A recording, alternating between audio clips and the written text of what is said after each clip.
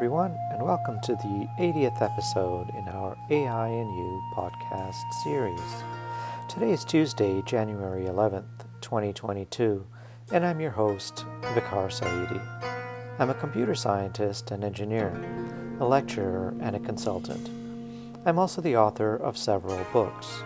My most recent book is about artificial intelligence and is titled The Genome Affair. The Genome Affair is a speculative work. It examines what the world might be like if some of the more extraordinary capabilities forecast to be realized in AI over the next 20 to 30 years were actually realized today. Given the growing list of frightening existential threats humankind now faces, the book pays particular attention to the impact AI is expected to have on world affairs. The book is available in ebook format for those who prefer to read on a digital device, but it's also available in a high-quality paperback edition. The Genome Affair is available on Amazon, so I hope you'll take the time to read it and to leave a review. Amazon book reviews are very helpful for writers. I'm very interested in how science and technology influence world affairs and the big questions facing humankind, studying at the confluence of the great disciplines of human history, political science and thought, international affairs, science and technology, offers a deep understanding and pedagogically important lessons of how advances in human endeavor have influenced and impacted civilization. I'm available to give talks on artificial intelligence and its related technologies, and on the impact AI is expected to have, or is already having, on our world. If you'd like to get in touch with me to arrange a web-based event or consulting meeting with your company or organization, you can find my contact info in the podcast notes below. Please make sure to subscribe to my channel, like this video, and share it with others if you find the content valuable. Thank you. And now, on to today's podcast. In our last podcast, episode 79, I spoke about AI and disinformation, echo chambers in an age of division. In today's podcast, episode 80, I'll speak about AI and human conflict, Objectivism, Tribalism, and the Dunning-Kruger Effect. Let's get started. Humans tend to disagree with one another for various reasons, and these disagreements often lead to acrimony, and sometimes worse. Historically, large-scale disagreements have erupted into violent conflict, followed by tremendous death, destruction, and suffering, often from millions or even tens of millions of innocents. These dreadful conflicts first began with the arrival of the agricultural revolution, once humans began living in much closer proximity to one another, and have continued ever since. Perhaps more than any other, there seem to be two primary reasons for disagreement between individuals, communities, and societies that lead to conflicts, both large and small. The first of these is objectivism versus tribalism, and the second can best be characterized by the Dunning-Kruger effect. Let's look at each of these in turn. Objectivism is the pursuit of rational truths about humankind's attributes, achievements, culture, events, history, and environment, without any consideration to factors including clan, ethnicity, nationality, political agendas, race, religion, tribe, etc. Thus, the pursuit of objective truth is a reasoned activity that is completely agnostic to any factor not directly related to the truth. As such, objectivism is quite different from tribalism. Tribalism is also interested in attributes, achievements, culture, events, history, etc., but in a considerably more limited way. In tribalism, we tend to amplify and magnify our positive attributes and achievements, whilst simultaneously attenuating or obfuscating our negative attributes and failures. Tribalism continues by amplifying and magnifying the negative attributes and failings of the other, whilst simultaneously attenuating and obfuscating their positive attributes and achievements. The second reason for disagreement, as best characterized by the Dunning-Kruger effect, is somewhat more nuanced. The Dunning-Kruger effect is essentially a curve plotted on a two-dimensional diagram with an x and a y axis. Along the x-axis, we measure time, and along the y-axis, we measure confidence. The Dunning-Kruger effect demonstrates that when we initially acquire a small amount of knowledge about a subject, our confidence quickly escalates to an irrationally high level. We seem to believe we genuinely understand and have mastered the issue at hand. However, at this point, what we really possess is merely the illusion of knowledge, and not knowledge itself.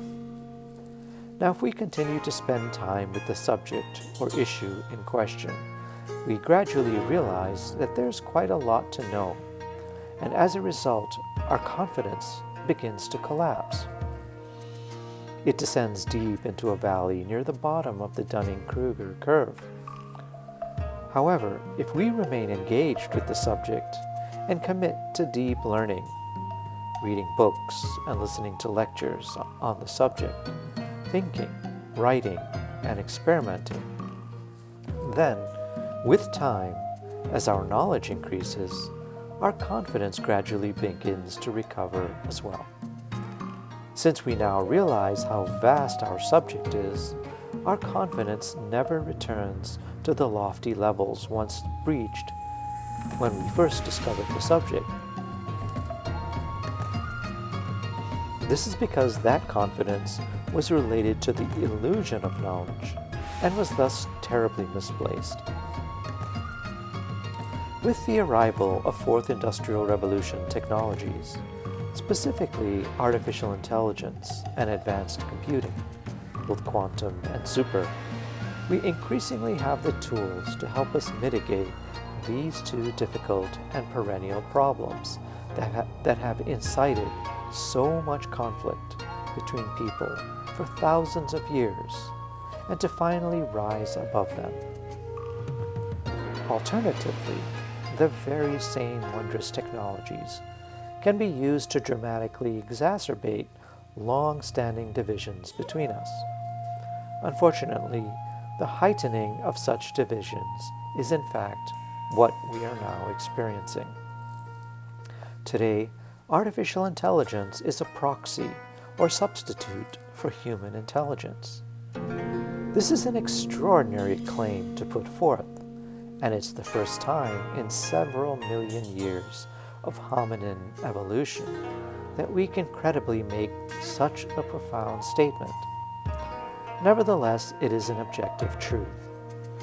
When an individual launches their Facebook or YouTube application on their smartphone, in less than 1 or 2 seconds, artificial intelligence, this new substitute for human intelligence that is 1 million times faster than we are and can grasp limitless volumes of information and detail, has prepared a fully customized news stream specifically optimized for the disposition of that user. In the past, following the commercialization of Johannes Gutenberg's printing press over 5 centuries ago, newspapers began to appear in town centers throughout Europe. Some publications represented a conservative viewpoint, whilst others represented a more progressive perspective. Some newspapers even represented ultra-conservative or ultra-progressive perspectives. But the notion of a customized newspaper designed just for a single individual in real time and based upon their distinct profile was not something we could ever have imagined. Yet it is now our lived reality. AI knows that photos, stories, and videos that agitate, anger, frustrate, or otherwise provoke emotional and impulsive responses are the ones most likely to keep us engaged, and therefore this is what they will embed in our news stream. They are actively attacking our mammalian brain, our limbic system. That is the target. Today, we are experiencing a dramatic increase in conflict because the artificial intelligence agents underpinning our social media sites are fully agnostic to the veracity of the news stories and videos they continuously populate our news stream with. In fact, the AI agent's singular objective is to maximize our engagement with the site we've visited. Therefore, our need for objectivism and our need to progress along the Dunning-Kruger curve are actively being thwarted by AI agents underpinning today's social media, since these are the primary sources of knowledge for the vast majority of the population. Unfortunately, neither truths nor the negative consequences of perpetuating disinformation are taken into consideration by these social media sites, regardless of the consequences. But the situation doesn't have to be this way. We have the technical ability to instruct the AI agents underpinning social media to ensure that the photos, texts, and videos populating our news streams are authentic and that they are balanced, complete, objective, and truthful in the messages they are conveying.